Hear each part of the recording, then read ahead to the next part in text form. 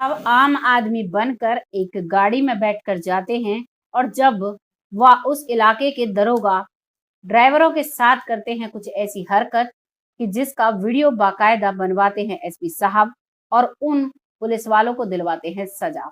आइए जानते हैं किस तरीके से इस काम को किया गया एसपी साहब के द्वारा और ऐसे-ऐसे ईमानदार एसपी साहब भी हैं, तभी हम विश्वास भी कर सकते हैं पुलिस लाइन पर भी।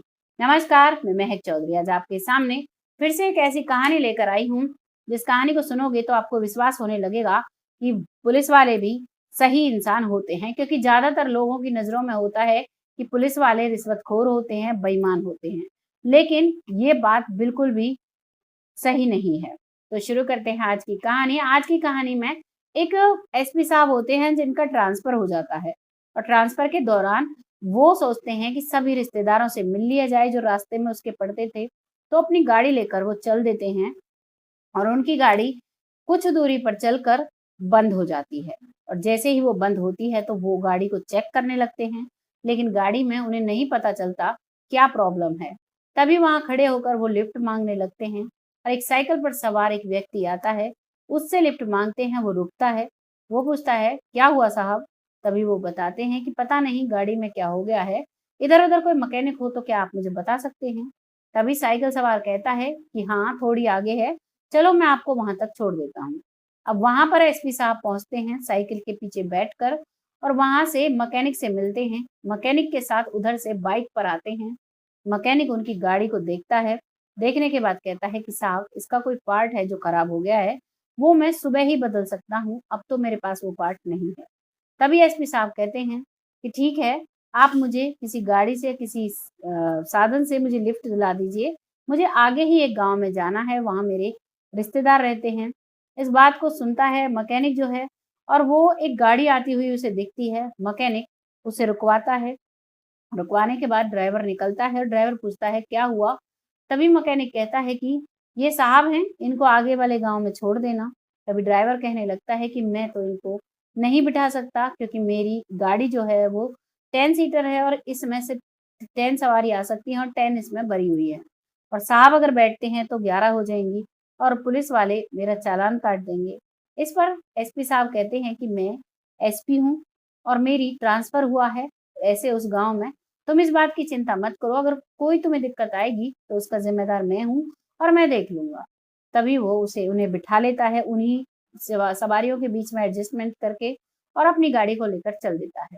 थोड़ी ही आगे चलते हैं तो एक नाके पर पुलिस चेकिंग कर रही थी। पुलिस उस ड्राइवर से कहती है कि आपने गाड़ी के कागज़ दिखाओ। तभी वो गाड़ी के कागज़ दिखाता है, तो गाड़ी के कागज़ जो होते हैं वो पूरे होते हैं। अब पुलिस वालों के पास कोई वो नहीं था कि किस तरीके से चालान काटा जाए। तभी उनमें से एक कांस्टेबल सवारियों को गिनने लगता है और वो कहता है कि आपकी गाड़ी में एक सवारी एक्स्ट्रा है। इसका चालान कटेगा ₹1500 का। तभी ड्राइवर हाथ जोड़ने लगता है कि नहीं साहब, इमरजेंसी में मैंने एक सवारी को बिठा लिया है, आगे से ऐसा नहीं होगा। तभी कांस्टेबल जो है वो ड्राइवर को लेकर दरोगा के पास जाता है। दरोगा के पास जाते ही दरोगा भी ये कहता है कि तुम्हारा चालान कटेगा ₹1500 का। ड्राइवर बार-बार गिड़गिड़ाता है कि मेरे तो इतनी कमाई भी नहीं हुई जितने का मैं चालान भर दूँगा। पीछे से जो एसपी साहब थे वो सब कुछ सुन रहे थे।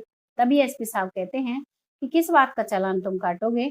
तो वो बताते हैं कि एक सवारी एक्स्ट्रा है, इससे एक्सीडेंट होने का खतरा है।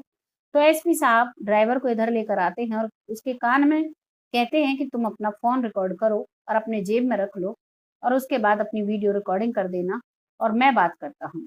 अब इतने ही वो बात कर रहे थे तभी एक कांस्टेबल आता है और ड्राइवर के कान में कहता है कि तुम ऐसा करो 1500 की जगह ₹500 में रफ़े-दफ़े कर लो, मालिक तुम्हारा चालान नहीं काटेंगे जो सर है। अब वो कहता है कि 500 भी नहीं है मेरे पास।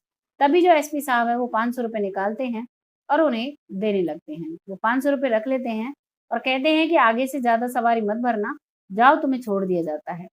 अब वो थोड़ी आगे चलते हैं, एसपी साहब जो है वो वापस से मुड़ के आते हैं, तभी कहते हैं कि ये क्या तरीका है? आप पैसे लेकर छोड़ रहे हो और वो अपनी मजबूरी बता रहा है, फिर भी आप उनका चालान काट रहे हो। इस बात पर जो दरोगा है वो भड़क उठते हैं और कहते हैं कि इनका चालान काटो। तभी एसपी साहब कहते हैं कि चालान अब क्यों कटेगा? तुम तो ₹500 ले चुके। तब वो कहता है कि 500 तो तुम्हारे गए की गए, अब ₹1500 का चालान और कटेगा। फटाफट अपने उससे कहता है सिपाही से कि तुम इनका फटाफट चालान काटो। इस बात पर एसपी साहब उसे कॉलर से पकड़कर उठा लेते हैं। जैसे ही उसे कॉलर से पकड़कर उठाते हैं और वो कहता है कि एक पुलिस वाले के साथ तुम बदतमीजी कर रहे हो, तभी उस पर हाथ उठाने के लिए पुलिस वाला होता है। तभी एसपी साहब अपना आई कार्ड निकालकर उसके सामने कर देते हैं। जैसे ही पुलिस वाला आई कार्ड देखता है तो वो हैरान हो जाता है, उसके पैरों तले जमीन खिसक जाती है, पैर कांपने लगते हैं और हाथ जोड़कर खड़ा हो जाता है, मालिक मुझे माफ कर दीजिए, आगे से ऐसा नहीं होगा। लेकिन एसपी साहब उसे माफ नहीं करते हैं और कहते हैं तुम्हारे खिलाफ मैं कोर्ट में जाऊंगा, और वहां से उस समय आ जाते हैं। आने के बाद दूसरे दिन वो उस समय अपने रिश्तेदार से मिलते हैं। रिश्तेदार से मिलने के बाद अपने ड्राइवर को फोन करते हैं और गाड़ी को वहां पर बुलवा लेते हैं और गाड़ी लेकर अब सीधा उस टैक्सी स्टैंड पर जाते हैं जहां से वो सवारियां आती थी। वहां पर जाकर उस ड्राइवर को ढूंढते हैं जिससे रात वीडियो बनवाया था, और उसके साथ साथ सभी ड्राइवर इकट्ठा हो जाते हैं। और अब ये बात आग की तरह फैल गई थी कि एक एसपी साहब ने एक गाड़ी चालक का इतना मदद की और इस तरीके से चालान नहीं कटने दिया। तो सभी ड्राइवर इकट्ठा हो जाते हैं। वहीं पर एसपी साहब कहते हैं कि आगे से आपको कोई भी परेशानी आती है तो आप मुझे बेझिझक फ़ोन करिएगा, ये है मेरा नंबर। लेकिन हाँ, रूल्स मत तोड़िएगा, जो भी रूल्स बनाए हैं सरकार ने, उन सभी के साथ में आपको चलना है। सभी ये बात मान जाते हैं और कोर्ट में जाकर उनके खिलाफ वो वीडियो दिखाया जाता है। उसी के बेस पर वो जो सिपाही था वहाँ पर और जो थानेदार था, उन सभी के खिलाफ एक्शन होता है।